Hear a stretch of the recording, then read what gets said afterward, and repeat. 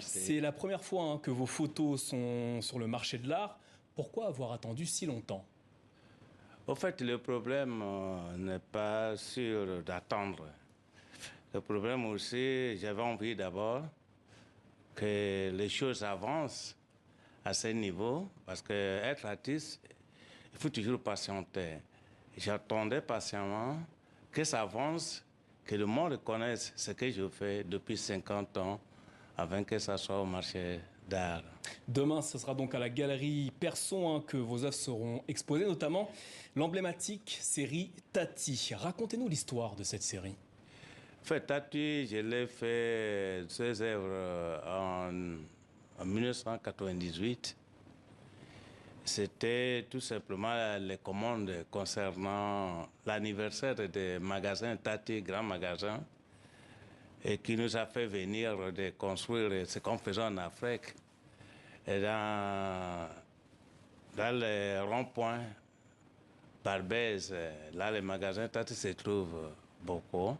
Donc, on nous a appelé 3 personnes, les grands photographes, Seydou Keïta et Maliki Sidibé, et moi-même. Bon, quand on nous a dit de faire tout ce qu'on faisait au studio, et Seydou avait fait, et Maliki avait fait aussi comme le studio. Et j'ai demandé le directeur de la photographie, d'abord c'est une directrice, c'est une femme. Et moi, on m'a découvert autoportrait et j'ai mes propres inspirations de créer ce que j'ai envie de faire, que je n'avais pas le moyen, mais si Tati a le moyen, je le ferai. Il m'a répondu que voilà, Tati a suffisamment de moyens. Et vous êtes donc lancé dans cette aventure. Voilà, je lui ai dit, bon voilà, j'aimerais bien faire ce que j'ai inspiré. Il m'a dit quoi? Je lui ai dit d'abord chef d'Afrique.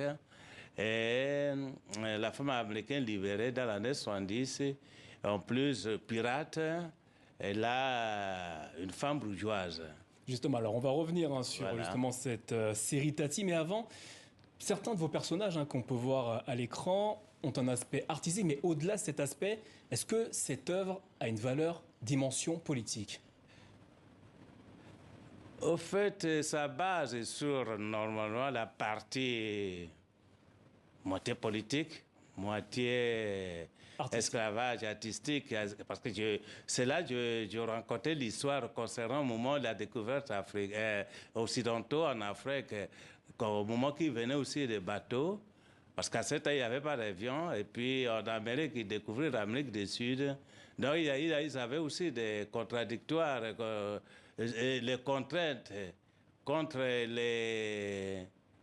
les pirates qui les attaquaient aussi en route, en précisant Christophe Colomb, qui a découvert l'Amérique. Bon, on m'avait eu raconté l'histoire en Espagne parce qu'il est d'origine espagnole. C'est ça qui vous a inspiré? Oui, j'ai inspiré comment les pirates l'attaquaient en route pour voler des biens. Et j'avais l'opportunité d'être aussi à la place, comment on l'appelle ça, à Panama. On m'a bien montré. Et là même, les pirates attaquaient. Alors Samuel Fosso, ce que je vous propose, c'est qu'on regarde ensemble une de ces photos qui figure dans la série Tati. Il s'agit du chef, celui qui vend l'Afrique aux colons. Que raconte-t-elle, cette photo? Cette photo, chef africain qui a vendu.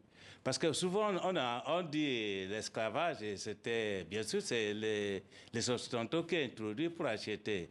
Mais à un moment donné, les chefs qui commandaient aux Afriques à ce temps-là, comme on peut dire les rois, les chefs en Afrique, avaient profité de cette occasion par un cadeau d'Occidentaux et pour chercher à ramasser, parce que les Blancs aussi, je pense bien qu'ils n'étaient pas vraiment très vigilants pour rentrer à l'intérieur. Ils avaient aussi des peurs pour aller.